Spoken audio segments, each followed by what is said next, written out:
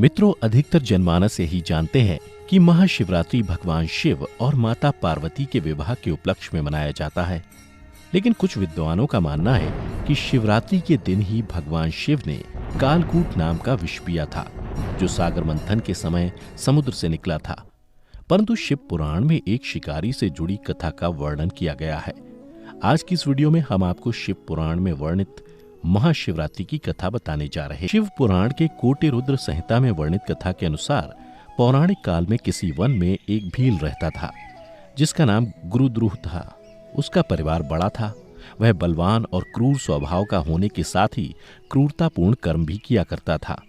वह प्रतिदिन वन में जाकर हिरण और अन्य जानवरों को मारता और वहीं रहकर नाना प्रकार की चोरियां करता था। उसने बचपन से ही कभी कोई शुभ कर्म नहीं किया था। इस प्रकार वन में रहते हुए उस दुरात्मा भील का बहुत समय बीत गया। तदनंतर एक दिन बड़ी सुंदर एवं शुभ कारक शिवरात्रि आई, किंतु वह दुरात्मा घने जंगल में निवास करने वाला था, इसलिए उस व्रत के बारे में वह नहीं जानता था।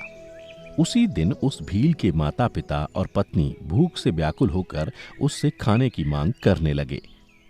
उनके बार बार याचना करने पर वह भील तुरंत धनुष लेकर वन की ओर चल दिया और हिरणों के शिकार के लिए सारे वन में घूमने लगा। देवयोग से उसे उस दिन कुछ भी नहीं मिला और सूर्यास्त हो गया। इससे उसको बड़ा दुख हुआ और वह सोचने लगा कि अब मैं क्या करूं, कहां जाऊं। आज तो कुछ नहीं मिला। घर में जो बच्चे हैं उनका तथा माता पिता का क्या होगा, जो मेरी पत्नी है उसकी भी क्या दशा होगी। अतः मुझे कुछ लेकर ही घर जाना चाहिए। ऐसा सोचकर वह व्याध यानी शिकारी एक जलाशय के समीप पहुंचा और वहां पानी में उतरने का घाट था। वहां जाकर खड़ा हो गया और मन ही मन यह विचार करने लगा कि यहाँ कोई ना कोई जीव पानी के लिए अवश्य आएगा। उसी को मारकर उसे साथ लेकर प्रसन्नतापूर्वक घर को जाऊंगा। ऐसा निश्चय करके वह व्याघ्र एक बेल के पेड़ पर चढ़ गया और वहीं जल साथ लेकर बैठ गया। उसके मन में केवल यही चिंता थी कि कब कोई जीव आएगा और कब मैं उसे मारूंगा। इसी प्रतीक्षा में भूख प्यास से पीड़ित वह वहां बैठा रहा। इस तरह काफी रात हो गई और जब रात का पहला प्रहर आरंभ हुआ तो एक प्यासी हिरनी वहां आई, जिसे देखकर उस व्याध को बड़ा हर्ष हुआ और उसने तुरंत ही उसे मारने के लिए अपने धनुष पर एक बाण का संधान लिया। ऐसा करते हुए उसके हाथ के धक्के से थोड़ा सा जल और बिल्व पत्र नीचे गिर पड़े। उस पेड़ के नीचे शिवलिंग था, जिसके बारे में वह व्याध नहीं जानता था। इस तरह उस जल और बिल्व पत्र से शिव की प्रथम प्रहर की पूजा संपन्न हो गई। उस पूजा के महात्म्य से उस व्याघ्र का बहुत सा पाप तत्काल नष्ट हो गया। उधर वहां होने वाली खड़खड़ाहट की आवाज को सुनकर हिरनी ने भय से ऊपर की ओर देखा। व्याध को देखते ही वह व्याकुल हो गई और बोली, व्याध, तुम क्या करना चाहते हो? मेरे सामने सच सच बताओ। हिरनी की बातें सुनकर व्याध ने कहा, आज मेरे परिवार के लोग भूखे हैं, अतः तुमको मारकर मैं उनकी भूख मिटाऊंगा और उन्हें तृप्त करूंगा। व्याध का वह दारुण वचन सुनकर तथा दुष्ट भील को वाण ताने देख हिरनी सोचने लगी कि अब मैं क्या करूं, कहां जाऊं। अच्छा, कोई उपाय सोचती हूं। ऐसा विचार कर हिरनी बोली, व्याध, मेरे मांस से तुमको सुख होगा। इस अनर्थकारी शरीर के लिए इससे अधिक महान पुण्य का कार्य और क्या हो सकता है। उपकार करने वाले प्राणी को इस लोक में जो पुण्य होता है उसका 100 वर्षों में भी वर्णन नहीं किया जा सकता। परंतु इस समय मेरे सब बच्चे मेरे आश्रम में ही हैं। मैं उन्हें अपनी बहन को अथवा स्वामी को सौंपकर लौटाऊंगी। व्याध, तुम मेरी इस बात को मिथ्या न समझो। मैं फिर तुम्हारे पास लौट आऊंगी, क्योंकि सत्य से ही धरती टिकी हुई है, सत्य से ही समुद्र अपनी मर्यादा में स्थित है और सत्य से ही निर्झरों से जल की धाराएं गिरती रहती हैं। सत्य में ही सब कुछ स्थित है। हिरणी के ऐसा कहने पर जब व्याध ने उसकी बात नहीं मानी, तब उसने अत्यंत विस्मित एवं भयभीत हो हिरणी बोली, व्याध, सुनो, मैं तुम्हारे सामने ऐसी शपथ खाती हूं जिससे पर जाने पर मैं अवश्य तुम्हारे पास लौट आऊंगी। ब्राह्मण यदि वेद बेचे और तीनों काल संध्या वंदन ना करे तो उसे जो पाप लगता है, पति की आज्ञा का उल्लंघन करके स्वेच्छानुसार कार्य करने वाली स्त्रियों को जिस पाप की प्राप्ति होती है, किए हुए उपकार को ना मानने वाले, भगवान शंकर से विमुख रहने वाले तथा विश्वासघात और छल करने वाले लोगों को जो पाप लगता है, उसी पाप से मैं भी लिप्त हो जाऊं यदि लौट कर ना आऊं। इस तरह अनेक शपथ खाकर जब हिरणी चुपचाप खड़ी हो गई, तब उस व्याध ने उस पर विश्वास करके कहा, अच्छा, अब तुम अपने घर को जाओ। जब वह हिरणी बड़े हर्ष के साथ पानी पीकर अपने आश्रम मंडल में गई, इतने में ही रात का वह पहला प्रहर व्याध के जागते जागते ही बीत गया। तब उस हिरणी की बहन दूसरी हिरणी, जिसका पहली ने स्मरण किया था, उसी की राह देखती हुई जल पीने के लिए वहां आ गई।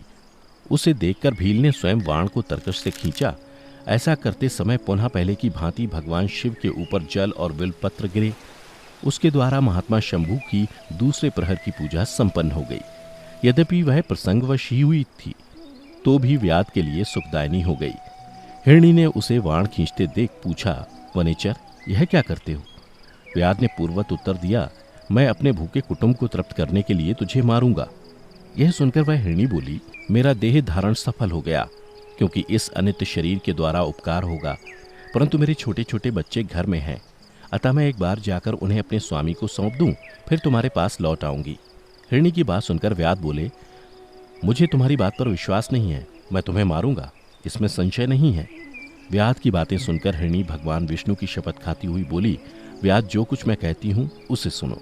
यदि मैं लौट कर ना आऊं तो अपना सारा पुण्य हार जाऊं, क्योंकि जो वचन देकर उससे पलट जाता है वह अपने पुण्य को हार जाता है। जो पुरुष अपनी विवाहिता स्त्री को त्याग कर दूसरी के पास जाता है, वैदिक धर्म का उल्लंघन करके कपोल कल्पित धर्म पर चलता है, भगवान विष्णु का भक्त होकर शिव की निंदा करता है, माता पिता की निधन तिथि को श्राद्ध आदि न करके उसे सूना बिता देता है, तथा मन में संताप का अनुभव करके अपने दिए हुए वचन को पूरा करता है, ऐसे लोगों को जो पाप लगता है वही मुझे भी लगे, यदि मैं लौट कर ना आऊं। हिरणी के ऐसा कहने पर व्याध ने कहा, जाओ। उसके बाद हिरणी जल पीकर हर्षपूर्वक अपने आश्रम को गई। इतने में ही रात का दूसरा प्रहर भी व्याध के जागते जागते बीत गया।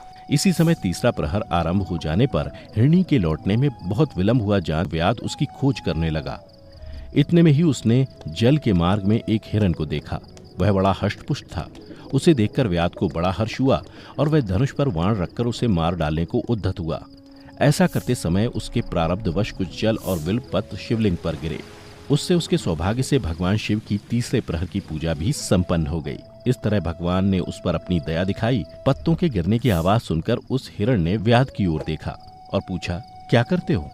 व्याध ने उत्तर दिया, मैं अपने कुटुंब को भोजन देने के लिए तुम्हारा वध करूंगा। व्याध की बात सुनकर हिरण के मन में बड़ा हर्ष हुआ और तुरंत ही बोले, मैं धन्य हूं, मेरा हष्टपुष्ट शरीर होना सफल हो गया, क्योंकि मेरे शरीर से आप लोगों की तृप्ति होगी।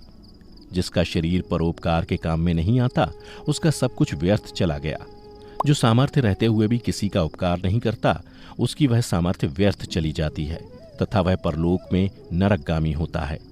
परंतु एक बार मुझे जाने दो, मैं अपने बालकों को उनकी माता के हाथ में सौंपकर और उन सबको धीरज बंधाकर यहाँ लौट आऊंगा। उसके ऐसा करने पर व्याध मन ही मन बड़ा विस्मित हुआ। उसका हृदय कुछ शुद्ध हो गया था और उसके सारे पाप नष्ट हो चुके थे। उसने हिरण से कहा, जो यहाँ आए वे सब तुम्हारी तरह बातें बनाकर चले गए, परंतु वे अभी तक यहाँ नहीं लौटे। हिरण, तुम भी इस समय संकट में हो, इसलिए झूठ बोलकर चले जाओ, फिर आज मेरा जीवन निर्वाह कैसे होगा? व्याध की बातें सुनकर हिरण बोले, व्याध, मैं जो कुछ कहता हूं उसे सुनो। मुझ में असत्य नहीं है। सारा चराचर ब्रह्मांड सत्य से ही टिका हुआ है। जिसकी वाणी झूठी होती है उसका पुण्य उसी क्षण नष्ट हो जाता है। तथापि व्याध, तुम मेरी सच्ची प्रतिज्ञा सुनो। संध्या काल में मैथुन तथा शिवरात्रि के दिन भोजन करने से जो पाप लगता है, झूठी गवाही देने, धरोहर को हड़प लेने तथा संध्या न करने से द्विज को जो पाप होता है, वही पाप मुझे भी लगे, यदि मैं लौट कर ना आऊं। जिसके मुख से कभी शिव का नाम नहीं निकलता, जो सामर्थ्य रहते हुए भी दूसरों को उपकार नहीं करता, पर्व के दिन श्रीफल तोड़ता, अभक्ष्य भक्षण करता तथा शिव की पूजा किए बिना और भस्म लगाए बिना भोजन कर लेता है, इन सब का पातक मुझे लगे, यदि मैं लौट कर ना आऊं। उसकी बात सुनकर व्याध ने कहा, जाओ, शीघ्र लौटना। व्याध के ऐसा कहने पर हिरण पानी पीकर चला गया। वे सब अपने आश्रम पर मिले। तीनों ही प्रतिज्ञाबद्ध हो चुके थे। आपस में एक दूसरे के वृत्तांत को भली भांति सुनकर सत्य के पाश से बंधे हुए उन सब ने यही निश्चय किया कि वहां अवश्य जाना चाहिए। इस निश्चय के बाद वहां बालकों को आश्वासन देकर वे सब के सब जाने के लिए उत्सुक हो गए। उस समय जेठी हिरणी ने अपने स्वामी से कहा, स्वामिन, आपके बिना यहाँ बालक कैसे रहेंगे? प्रभु, मैंने ही वहां पहले जाकर प्रतिज्ञा की है, इसलिए केवल मुझको जाना चाहिए, आप दोनों यहीं रहें। उसकी ये बात सुनकर छोटी हिरणी बोली, बहन, मैं तुम्हारी सेविका हूं, इसलिए आज मैं व्याध के पास जाती हूं, तुम यहीं रहो। यह सुनकर हिरण बोले, मैं ही वहां जाता हूं। तुम दोनों यहां रहो, क्योंकि बच्चों की रक्षा माता से ही होती है। स्वामी की यह बात सुनकर दोनों हिरणी बोलीं, प्रभु, पति के बिना इस जीवन को धिक्कार है। तब उन सब ने अपने बच्चों को सांत्वना देकर उन्हें पड़ोसियों के हाथ में सौंप दिया और स्वयं शीघ्र ही उस स्थान को प्रस्थान किया जहां वह व्याध शिरोमणि उनकी प्रतीक्षा में बैठा था। उन्हें जाते देख उनके सब बच्चे पीछे पीछे चले आए। उन्होंने यह निश्चय कर लिया था कि माता पिता की जो गति होगी वही हमारी भी हो। उन सबको एक साथ आया हुआ देख व्याध को बड़ा हर्ष हुआ। उसने धनुष पर बाण रखा। उस समय पुनः जल और बिलपत्र शिव के ऊपर गिरे। इससे शिव के चौथे प्रहर की शुभ पूजा भी संपन्न हो गई। उस समय व्याध का सारा पाप तत्काल भस्म हो गया। इतने में ही दोनों हिरणी और हिरन बोल उठे, व्याध शिरोमणि, शीघ्र कृपा करके हमारे शरीर को सार्थक करो। उनकी यह बात सुनकर व्याध को बड़ा विस्मय हुआ। शिव पूजा के प्रभाव से उसको दुर्लभ ज्ञान प्राप्त हो गया। उसने सोचा, ये हिरन ज्ञानहीन पशु होने पर भी धन्य है, जो ज्ञानहीन होकर भी अपने शरीर से परोपकार करना चाहते हैं। लेकिन धिक्कार है मेरे जीवन को कि मैं अनेक प्रकार के कुकृत्यों से अपने परिवार का पालन करता रहा। अब उसने अपने बाण रोक लिए तथा मृगों से कहा कि वे सब धन्य हैं तथा उन्हें वापस जाने दिया। उसके ऐसा करने पर भगवान शंकर ने प्रसन्न होकर तत्काल उसे अपने दिव्य स्वरूप का दर्शन करवाया तथा उसे सुख समृद्धि का वरदान देकर गुह नाम प्रदान किया। मित्रों, यही वह गुह था जिसके साथ भगवान श्री राम ने मित्रता की थी। मित्रों, महाशिवरात्रि की ये कथा यहीं समाप्त होती है। अगर आपको पसंद आई हो तो इसे ज्यादा से ज्यादा लाइक करें और शेयर करें। साथ ही ऐसी पौराणिक कथाओं के बारे में जानने के लिए अभी हमारे चैनल को सब्सक्राइब कर लें। फिलहाल आज की वीडियो में इतना ही। अब हमें इजाजत दें। आपका बहुत बहुत शुक्रिया।